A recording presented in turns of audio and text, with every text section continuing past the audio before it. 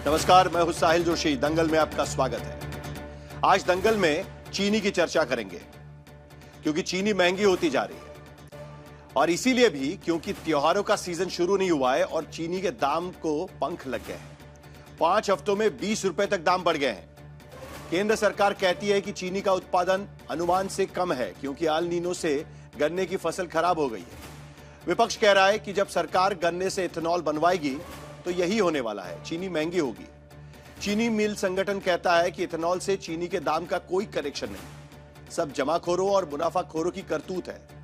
हफ्ते भर में सारे दाम सामान्य हो जाएंगे। उधर यूपी में एनडीए सरकार में शामिल ओम प्रकाश राजभर के बेटे कह रहे हैं कि चीनी आम लोगों से जुड़ा हुआ मामला है। गन्ना किसानों का सवाल है, अखिलेश सड़क पर उतरे तो राजभर की पार्टी भी साथ में आंदोलन करेगी।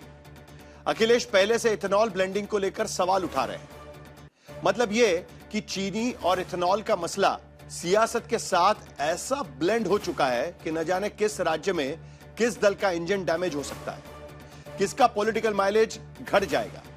क्योंकि एक तरफ विपक्ष सरकार की इथेनॉल नीति पर सवाल उठा रही है, दूसरी तरफ पंजाब के किसान कहते हैं कि नीति बिल्कुल अच्छी है, अभी तो मक्के और गन्ने के में बढ़िया दाम मिल रहा है। महाराष्ट्र में 4 साल में 20% तक गन्ने के दाम बढ़ चुके हैं। एक तरफ यूपी में इंडिया गठबंधन इथेनॉल को चुनावी मुद्दा बना रही है तो दूसरी तरफ कर्नाटक के किसान, गन्ना किसान खास करके 100% इथेनॉल ब्लेंडिंग पॉलिसी का खुलकर जश्न मना रहे हैं। वो कह रहे हैं कि इससे किसानों को मुनाफा होगा। तो दंगल में आज हम इसी बारे में चर्चा करेंगे कि क्या देश में चीनी की महंगाई के पीछे इथेनॉल कनेक्शन लग रहा है। इथेनॉल ब्लेंडिंग को लेकर सवाल उठा रहे विपक्ष के सुर अलग अलग प्रदेशों में अलग अलग नजर क्यों आ रहे हैं। क्या इथेनॉल ब्लेंडिंग देश के गन्ना, मक्का, धान किसानों को फायदा पहुंचाएगा? और ऐसे तमाम सवाल हैं जिस पर हम दंगल में चर्चा करेंगे, लेकिन पहले यह रिपोर्ट देखते हैं।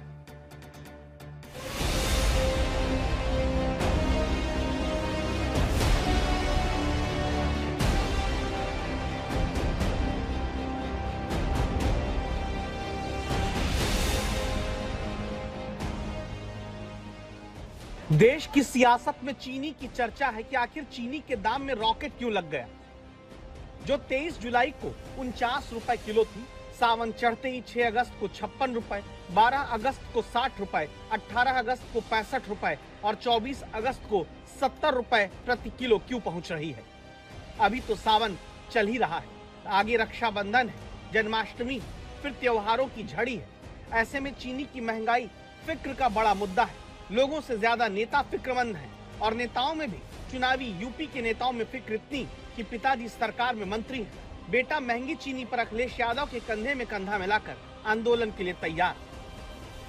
तो हम तो कह रहे हैं ना कि आंदोलन करिए ना, हम तो साथ खड़े हैं। विपक्ष को कह रहे हो कि आंदोलन हम अरे भाई एकदम करेंगे। 1 तारीख को मैंने प्रदेश की बैठक बुला रखी है और बुला करके जो चीनी का रेट बढ़ा हुआ है उस पे कैसे हम आंदोलन करेंगे, किस प्रकार का आंदोलन करेंगे, इसका निर्णय लेंगे। मैं आपके माध्यम से कहना चाहता हूं कि माननीय अखिलेश यादव जी, आप आंदोलन करिए, हम आपके साथ हैं। चीनी की महंगाई पर पक्ष विपक्ष की तैयारी देख सरकार होशियार है। दिल्ली से लखनऊ तक अलर्ट है। लखनऊ वाले बता रहे हैं कैसे जमाखोरी और कालाबाजारी के खिलाफ सख्त अभियान चलाकर महंगाई रोकी जा रही है। दिल्ली वाले बता रहे हैं चीनी क्यों महंगी होती जा रही है। तो हमारा एक्सपेक्टेशन था 330 to 340 lakh ton. All of a sudden, because of this red rot disease and water scarcity because of the less rain, sugar price has come down. We are very much concerned about it. वैसे आसमानी सुल्तानी मिलाकर महंगी चीनी के कारण 4 है। देश में सालाना चीनी खपत करीब 3.5 करोड़ टन की है। इस बार 3.30 करोड़ टन उत्पादन की उम्मीद थी, उत्पादन 3 करोड़ टन ही रह गया। रेड रॉट और टॉप बोरर जैसी बीमारियां लग गई। पहला तो ये, दूसरे एल नीनो और जलभराव से गन्ने से चीनी की रिकवरी 12% तक कम हो गई। तीसरे, कम फसल के बावजूद 8 लाख टन चीनी विदेशों में बेच दी गई। और चौथे, सरकार करीब 33% गन्ने से इथेनॉल बना रही है। ये इथेनॉल नया बखेड़ा है जिस पर विपक्ष सरकार को पूरे देश में घेरता है। इथेनॉल पर सियासत पहले से गर्म है। चीनी की महंगाई ने और हवा दे दी। विपक्ष का आरोप है कि गन्ने से चीनी की जगह इथेनॉल बनाएंगे तो चीनी महंगी होगी ही। जिस चीज से चीनी बननी चाहिए, जब उसको आप गाड़ी में डालना शुरू कर दोगे तो ये देश का क्या बनेगा? I'd like to be very direct here. The ethanol blending program is not competing with food grade sugar and is not responsible for the current price movement. दरअसल यूपी में एथेनॉल की चिंगारी से चीनी की सियासत जिस तरह सुलग रही है, उसके पीछे गन्ना बेल्ट की पॉलिटिक्स है और इस पॉलिटिक्स की जड़ें उत्तर प्रदेश में गहरे तौर पर जुड़ी हैं, क्योंकि देश में चीनी उत्पादन का 25 से 30% यूपी से आता है। यानी सालाना देश में करीब 3 से 3.5 करोड़ टन घरेलू खपत है, तो 89.2 लाख टन यूपी देता है, जबकि यूपी में चीनी की सालाना खपत करीब 48 लाख टन ही है। यानी यूपी की बची चीनी का असर पूरे देश तक है। और वोट के लिहाज से समझें तो गन्ने की खेती का प्रभाव ऐसा कि यूपी के कुल 2.85 करोड़ पंजीकृत किसानों में 22% तक गन्ना किसान है, जिनकी आबादी 50 से 60 लाख है। यानी पारिवारिक वोट में बदल दें तो अनुमान के हिसाब से करीब 2.5 करोड़ वोट, और गन्ना से जुड़े खेत, मिल, कारोबार से जुड़े लोगों को भी जोड़ दे तो 2 करोड़ करीब और वोटर है। और इस वोटर गुट का बड़ा चुनावी असर चुनाव नतीजों पर नजर आता है, क्योंकि एक तरफ हम देख चुके हैं कि पश्चिमी उत्तर प्रदेश के गन्ना बेल्ट यानी मुजफ्फरनगर, मेरठ, बिजनौर, बागपत, सहारनपुर जैसे इलाकों में 2022 में किसान आंदोलन के बावजूद बीजेपी 136 में 93 सीट जीत ली थी, लेकिन 2024 में मुजफ्फरनगर जैसी सीट पर केंद्रीय मंत्री रहे संजीव बालियान हार जाते हैं। सहारनपुर, कैराना, मुजफ्फरनगर, मुरादाबाद, संभल जैसे जिलों में भी इंडिया गठबंधन ने बाजी मार ली, जबकि जयंत चौधरी जैसे किसानों की राजनीति करने वाले दल भी बीजेपी के साथ खड़े थे।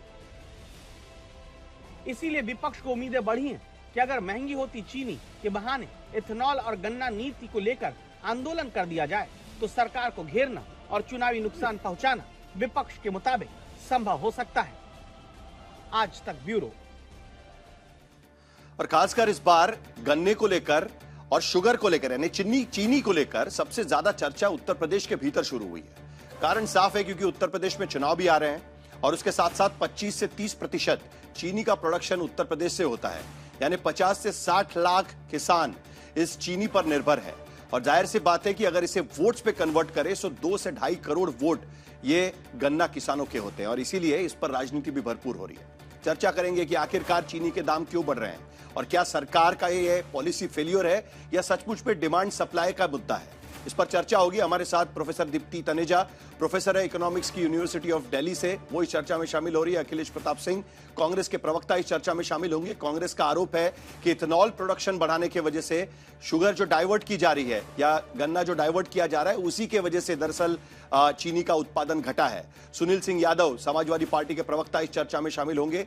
राघवेंद्र द्विवेदी प्रवक्ता है सुहेलदेव भारतीय समाज पार्टी के, उन्होंने कहा है कि समाजवादी पार्टी के साथ वो भी आंदोलन में उतरेंगे, उनसे भी कुछ सवाल पूछेंगे। मलुक नगर नेशनल जनरल सेक्रेटरी है राष्ट्रीय लोकदल के, वो भी चर्चा में शामिल होंगे। हालांकि भारतीय जनता पार्टी इस चर्चा में शामिल नहीं हो रही है।